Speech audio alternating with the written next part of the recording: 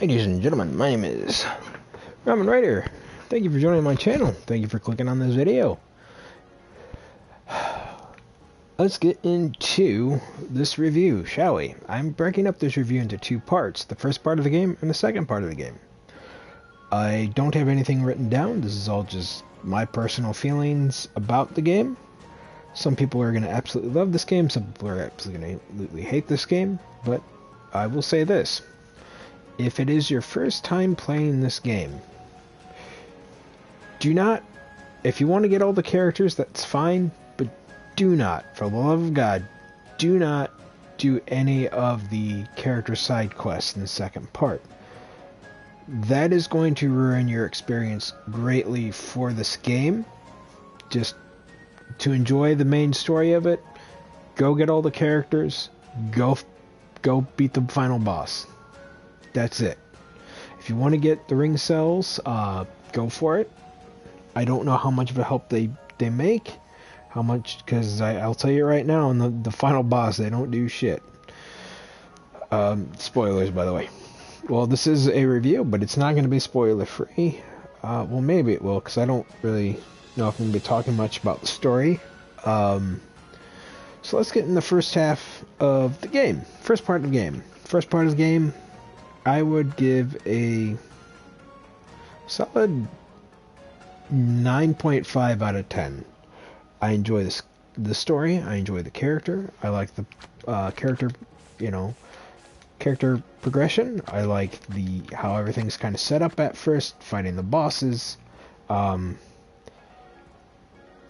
the first part for me is from the first part of the game all the way to where you lose Dar. So that's part one. That part I cannot praise enough. I like the boss fights. I like meeting all the characters that you get. I enjoy the bickering between the characters. I enjoy fighting the monsters. I enjoyed solving some of the puzzles and so on and so forth. That part's great. The second part, after you lose Dar, everything was going smoothly for a bit, and then here and there I would run into bugs in Trikrug and in Iron Kingdom, where I'd go into a room, wouldn't be able to get out because the walls that you can break would reset. I've had that happen. I've also had the problem where I've gone to an area, and as I'm going back up, the area is now outside the map, which is weird, but it gave some weird glitches and lag issues, but that wasn't so much of a hindrance. What is a hindrance, though, is there was, according to this, there still is, but I don't know if they'll update it again, because it did take them 3 years to update the damn game to add in multiplayer. Oh boy. But there's input lag, especially for the PS4. Some people are probably not going to notice it. I noticed it quite a lot. The frames kind of lag behind, so when you're trying to do certain jumps on platformings or trying to dodge certain attacks, doesn't always work. I had a huge problem in Mount Samara with the platforming. I even read from one of the developers that they purposely made that hard, not because it was supposed to be a hard learning curve, but to put more time in the game. So knocking off points for that, knocking off points for the control input lag. I'm also knocking off a shit ton of points for how unsatisfying the side character quests are, and how unfulfilling, and how they do not add anything to the story. That was a major blow for the second part of the game for me. You're going to have all these interesting characters, and then you finally get to do their side quests, and it's a wild goose chase. It's very disappointing. There's no real big reveals. There's nothing that adds into the plot. It's just kind of, oh, this is my dad. Thanks for doing this for me. Okay, bye. Or go here, fight this reskin monster, and that's it. I mean, it's a wild goose chase, and it becomes a chore. I did not enjoy doing it. I even said that I wasn't going to stream it doing it. I didn't stream some of them, some of the quests. I did stream some of the quests because they actually ended up being in the very, very last part of the game I needed to go. The very last boss fight, I kind of liked the first part of it. It was interesting, but there was parts you couldn't block, which was bullshit. And then you get to the actual second part after you beat the giant floating head, where you're actually in her head and you have to fight Kala herself. And because of the input lag, I had so much trouble blocking her attacks. You do a perfect block like this, right as before it hits you, or as it hits you, and you gain health. Well, there is a part where she summons a giant spirit ball Kamehameha, and if you don't have enough health, you die instantly. There's also another part after that where you have to fight her again, and all you have to do is block her attacks, which is incredibly hard because she doesn't really have good tell signs, at least for me, from when she's going to attack or when she's going to do something, so I kind of had to memorize all that shit. That part just made me super salty, because if you died on that part of the fight, you had to restart the whole damn thing over again. Like, if that was New Game Plus, harder difficulty mode, fine, but not for the first playthrough. For the first playthrough, it should have started back up at that second initial part of the fight, where all you had to do was block her attacks. Not the multiple attacks, but the one where it actually goes into, like, the battle mode. So there's like this mode right here, and then there'll be actual turn-based battle thing when you get in the battle. And that's the mode I'm talking about, the second half of that fight. It was just... I was just so infuriated by that and frustrated. I'm glad I did beat the game. I had fun with the majority of it, but overall, man, that second part in the side quests, oof. So the second part of the game with the side quests, that right there is like a 2 out of 10. No fun, no bueno, no good. Getting through Mount Sumeru, however you say it, with the input lag was a biatch. Fighting her multiple times. There was no input on what you were supposed to do on that last fight. Like, I had no idea that I had to do the perfect block for health, because that is something that I really didn't do in my playthrough. Because with the input lag, it really didn't help me out all that much. So first half, 9.5 out of 10. Second half, basically, did I say 2? Yeah. I'll give it a 2.5 out of 5. Like, it was bad. 2.5 out of 10, I mean. Bad. Overall, I give the game a solid 6.5.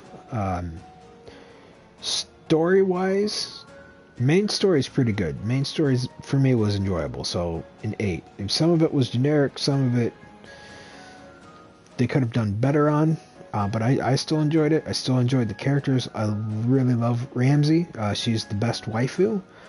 There are plenty of waifus in this game. There's Ramsey, who is crazy waifu. There is... I'm trying to think of how to say her name. Thurani, who is best mom waifu.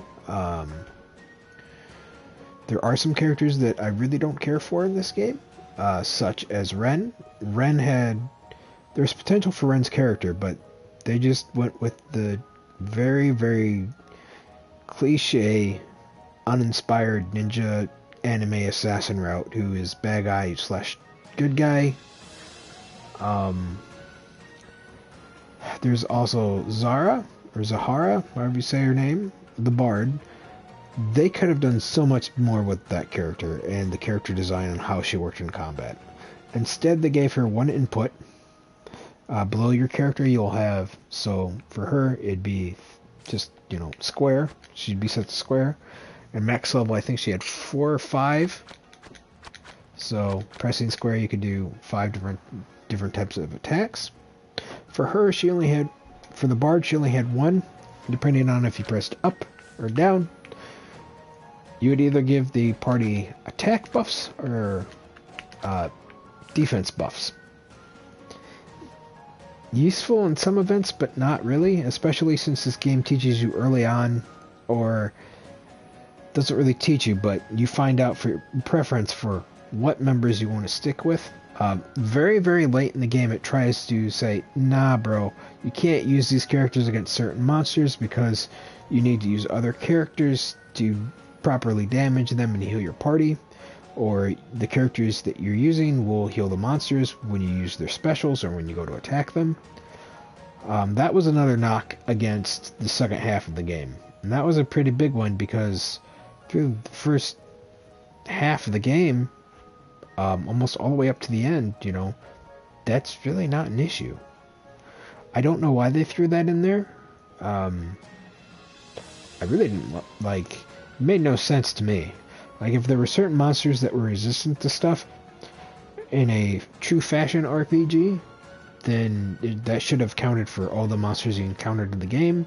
They should have even talked about it in the game, like, hey, my attacks aren't effective against these monsters. These are an exorbitant. Maybe you should swap me out with somebody else. They don't do that.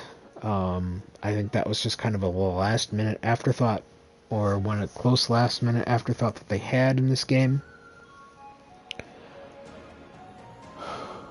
Another big knock I'll give for the game is the developers waiting 3 years to actually touch the game, to upgrade the game, to patch certain bugs, which they said they did for the PS4 port. I didn't notice it. I mean, there was a few things that ran a bit smoother because the areas ran a tad smoother, but then I still ran into the same problems that I was having. If this game has a sequel, and if it is a Kickstarter sequel, I don't know if I would back it, to be honest.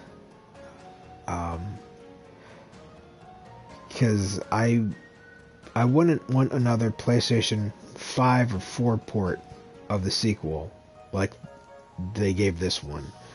They cut a lot of stuff out despite having... at first I thought it was an unsuccessful run, but then I read somewhere it was a successful run on Kickstarter. And, oh boy, they cut so much stuff out from what I read they were supposed to put into. But that's for another video, for another time. But I am giving them big knocks against that. I am giving them a not big knocks, big minus point, I can't speak, knocking them down points for neglecting the game for three years before they actually did something with it. For ignoring a lot of the major problems that some of the players had, for adding in multiplayer and patching little things. They could have been patching the little things all this time. You can't give me the fact that they didn't have the manpower to do so. I mean, this game was... I believe it had a bigger success than Skullgirls 2. I mean, Skullgirls and Skullgirls 2 are constantly, you know, being recommended for new fighter game, people getting into the fighting genre games. They're supposed to be really good. So I don't know how they're not making money off of that still. And... well, I believe this was a long enough ramble on the game about my feelings on it, about just how I was disappointed in parts of it.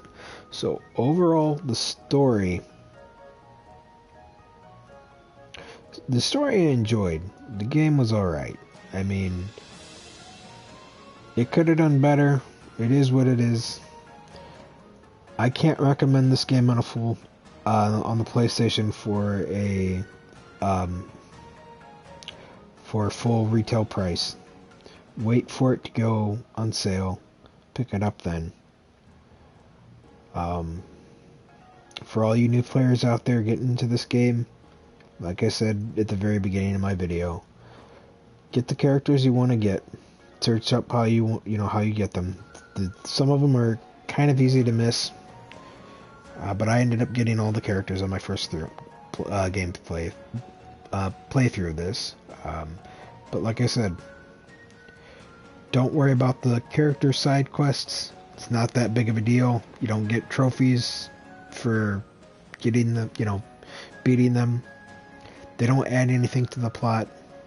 They're just there to prolong gameplay. So, if you want to enjoy the story and not get frustrated with wild goose chases, then just play the game, get the characters, ignore the character side quests, and then have fun with it. You're going to get salty. I guarantee some of you are going to get more salty than I am. That's alright. But at the end of the day, it's a game. Getting frustrated, pause it, take a break, do some laundry, come back to it. Maybe, wait, save it, turn it off, do something else, come back to it another day. And that is my thoughts on Indivisible. So it has 2 really good waifus. That is what Crazy Waifu and Mom Type Waifu. So that is my score. 2 good waifus. And, well, there's also Phoebe, who is Wrestler Waifu. So, 3 good waifus. I didn't really care for Kappan. Trying to think who else there was. Ramsey? Yeah, so 3 good waifus. There you go. 3 good waifus. I'll see you guys later. I hope you enjoyed my review. Sorry if I rambled on a lot, on and about it does. Blah, blah, blah, blah, blah. I don't remember what I initially gave the score. I think it was 6 out of 10. Solid 6. So not bad, not great, not awful. It's just there. Fun story, though. I will give it that. It had a very fun story. Very fun characters. And I will see you guys in the next one. Bye.